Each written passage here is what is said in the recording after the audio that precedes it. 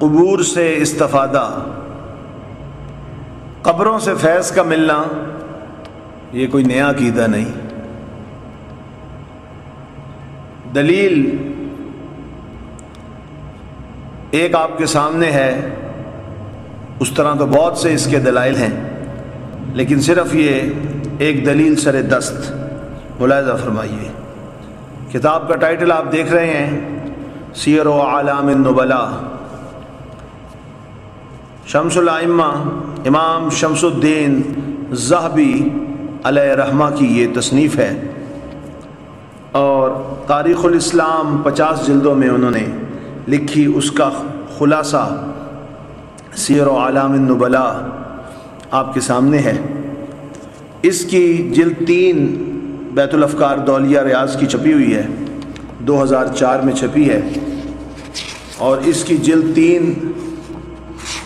صفحہ نمبر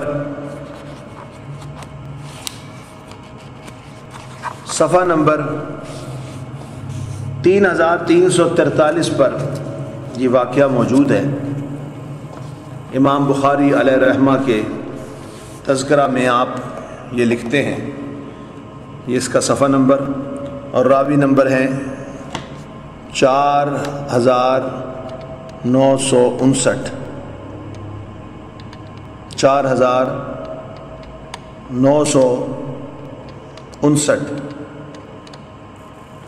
امام محمد بن اسماعیل بخاری علیہ رحمہ، اور یہ واقعہ یہاں سے یہاں تک موجود ہے۔ اس کو اب آپ زوم کر کے ملاحظہ فرما رہے ہیں۔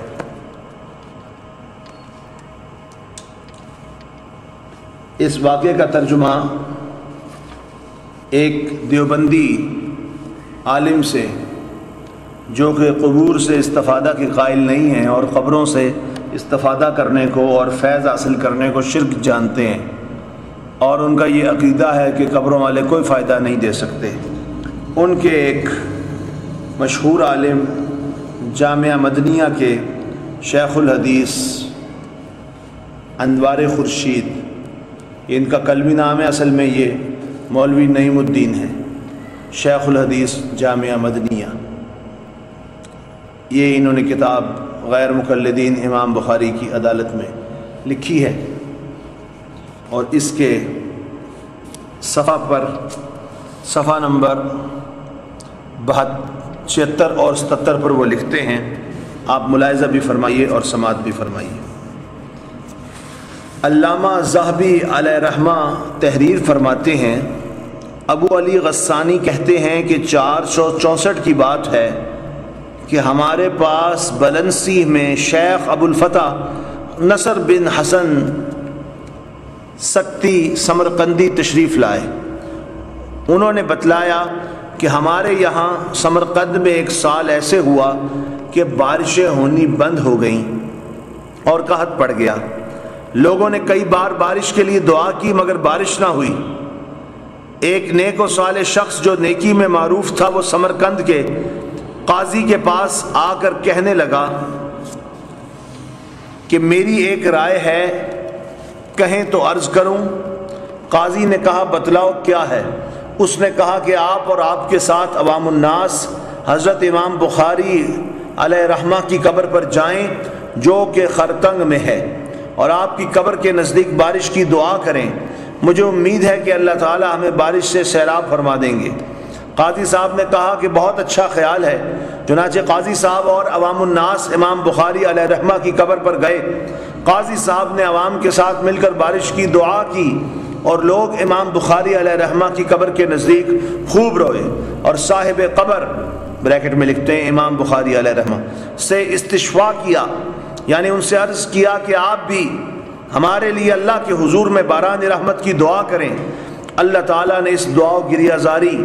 اور استشفاء کی طفیل ایسی باران رحمت نازل فرمائی کہ اس کی وجہ سے لوگوں کو 7 دن تک خرطنگ میں ٹھہرنا پڑا۔ بارش کی کثرت کی وجہ سے کوئی بھی سمرقند نہیں پہنچ سکتا تھا، حالانکہ خرطنگ اور سمرقند کے درمیان صرف 3 میل کا فاصلہ تھا۔ یہ میں نے آپ کے سامنے سیر اعلام النبلاء جلد 12 صفحہ 469 اور دوسرا چھاپا جو آپ کے سامنے موجود ہے اس کی جلد 3 جو کل 3 جلدوں میں بیت الافکار دولیا ریاض سے 2004 میں چھپی ہے، وہاں سے یہ پورا آپ نے واقعہ ملاحظہ بھی فرمایا ہے اور سماعت بھی کیا ہے۔ پتہ چلا قبروں سے استفادہ یہ وہ عقیدہ ہے جو اس واقعے سے ثابت ہو رہا ہے کہ 1000 سال پہلے بھی مسلمانوں کا یہی عقیدہ تھا کہ اللہ کے نیک بندے اولیاء اللہ کی عطا سے برکت والے ہوتے ہیں، اور ان کی قبور پر حاضر ہونا یہ کوئی شرک و بدعت نہیں ہے، بلکہ ان کو اللہ کی بارگاہ میں بطور وسیلہ پیش کرنا یہ ہمیشہ سے امت کا عمل چلا آ رہا ہے۔ اور ابن تیمیہ کی یہ پیدائش سے پہلے کا واقعہ ہے، اور آپ دیکھ لیجئے کہ ابن تیمیہ نے جو نئے افکار اور نئے نظریات پیش کیے، جو اس کے چیلے چانٹے مثلا توصیف الرحمن راشدی، طالب الرحمن اور دیگر آج کل کے نومولود وہابی نام نہاد اہل حدیث پیش کرتے ہیں، وہ سب قرآن و سنت کے خلاف ہیں۔ آپ کے سامنے یہ دلیل امام ذہبی، اتنے بڑے ناقد محدث جن کا نام حدیث کی دنیا میں ایک سند مانا جاتا ہے، جن کی کتاب میزان الاعتدال مشہور زمانہ ہے، کوئی بھی اسماء الرجال اور جرح و تعدیل کا طالب علم اس سے مستغنی نہیں ہو سکتا۔ ان کی کتاب تذکرۃ الحفاظ بے مثال ہے، ان کی کتاب الکاشف بے مثال ہے، ان کی کتاب المغنی کا کوئی جواب نہیں۔ ان ساری کتب کے مصنف امام شمس الائمہ، امام شمس الدین ذہبی علیہ الرحمہ، جو کہ ابن تیمیہ کے ایک لحاظ سے شاگرد بھی ہیں، انہوں نے کس طرح سچ اور مسلمانوں کا عقیدہ بیان کیا ہے۔ یہ بات آپ کے سامنے ظاہر ہے کہ اللہ تبارک و تعالیٰ کے بندے اللہ کی عطا سے مددگار ہیں، اور ان کی قبور فیوز و برکت اور فیوز و برکات کا سرچشمہ ہے۔ اور اگر کوئی اس عقیدے سے انکار کرتا ہے اور اس کو شرک و بدعت گردانتا ہے تو وہ پہلے امام ذہبی پر فتویٰ لگائے، وہ امام بخاری کے ان ہم اثر اور ان کے شہر والوں پر، ان مسلمانوں کی اکثریت پر، پورے سمرقند والوں پر شرک و بدعت کے فتوے لگائے کہ جنہوں نے امام بخاری علیہ رحمہ کو اللہ کی بارگاہ میں بطور وسیلہ پیش کیا، اور یہ عمل بلا نکیر اور بڑا خوبصورت انداز میں یہ واقعہ شمس الائمہ امام شمس الدین ذہبی علیہ رحمہ نے اپنی کتاب سیر و اعلام النبلاء میں لکھا ہے، اور ترجمہ بھی ہم نے وہابیوں کے چچا زاد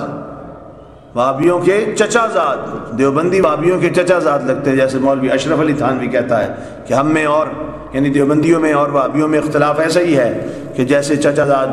بھائیوں میں اختلاف ہو جاتا ہے۔ ان کے چچا زاد مولوی نعیم الدین دیوبندی جامعہ مدنیہ کی شیخ الحدیث کا لفظ بہ لفظ ترجمہ اس کی کتاب سے پیش کیا ہے، تاکہ یہ بات ثابت ہو جائے کہ اہل سنت و جماعت کا عقیدہ نیا نہیں، بلکہ دشمن بھی، اعداء بھی، اس کے مخالف بھی اس کو مانتے ہیں۔ اسی کو کہتے ہیں الفضل ما شہدت بہ الاعداء، خوبی وہ ہوتی ہے، فضل وہ ہوتا ہے جس کی دشمن بھی گواہی دے۔ اللہ تبارک و تعالیٰ اپنے پیارے محبوب علیہ الصلوۃ والسلام کے پیاروں کے ساتھ، اولیاء اللہ کے ساتھ، یہ جو قبروں والے ہیں اللہ کے نیک بندے جو اللہ کی عطا سے مددگار ہیں، ان کے ساتھ محبت کی توفیق عطا فرمائے، کیونکہ یہ ہمارا عقیدہ ہے کہ اللہ نہ چاہے تو کوئی کسی کی مدد نہیں کر سکتا۔ اللہ کی عطا کے بغیر کوئی ایک ذرہ تو کیا، قطرہ تو کیا، ذرے کا کروڑواں حصہ بھی نہیں دے سکتا، اور اللہ کی عطا سے اللہ کے بندے مددگار ہوتے ہیں۔ سیدنا یوسف علیہ السلام کی قمیض بھی شفا دیتی ہے، میرے آقا کریم علیہ السلام کا جبہ مبارک شفا کا باعث بنتا ہے، صحیح مسلم اٹھا کر دیکھیں، اور میرے آقا کریم علیہ السلام کا منہ مبارک شفا کا باعث بنتا ہے، بخاری اٹھا کر دیکھیں۔ اسی طرح امام بخاری علیہ رحمہ کی قبر پر جا کر وہ دعا مانگنا، مسلمانوں کا بارش کے لیے ان کے وسیلہ سے دعا کرنا، اب وہ اللہ تعالیٰ نے مقبول فرمائی اور خوب بارش ہوئی۔ اللہ تبارک و تعالیٰ صحیح عقیدہ رکھنے کی توفیق دے۔ وآخر دعوایا ان الحمد للہ رب العالمین۔